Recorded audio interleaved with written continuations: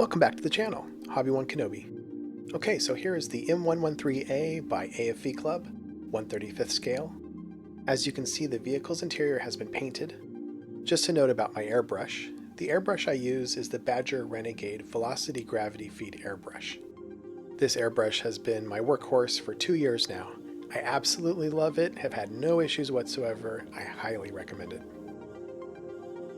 So the first step in painting was to spray the floor of the vehicle, as well as other surfaces, with a silver color. I chose Tamiya Titanium Silver. I felt this color matched my references well. After that had dried, I masked off the floor and sprayed the interior green, which was created by mixing a combination of Tamiya paints. The colors and the ratios are listed here. I wanted to keep some of the surfaces silver to depict paint that had been scraped away, so I only sprayed lightly in these areas, particularly the seats and surfaces in the driver's compartment. Here is how the vehicle looked once I removed the masking. In this next photo, I used a piece of sponge to continue the buildup of interior green around the scuffed areas to give the impression of worn paint. In this next photo, you can see that some of the details have been painted, wires, control boxes, and other details. Once all of these were painted and decals applied, I sprayed a few coats of gloss to protect the surfaces and to allow a smooth surface for the oil washes. A quick note on the decals. Typically I would spray a coat of gloss before adding the decals. Applying a coat of gloss before applying decals has been suggested by modelers for a long time. The idea being that decals are less likely to trap air bubbles on a smooth glossy surface than a rough, flat surface.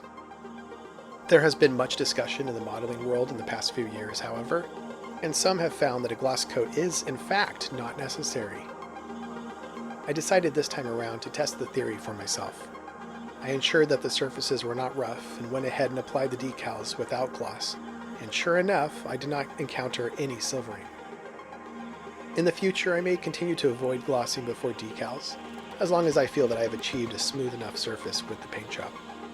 That said, it is still necessary to gloss coat after the decals have been applied, since the decals will soak up any oil washes I apply.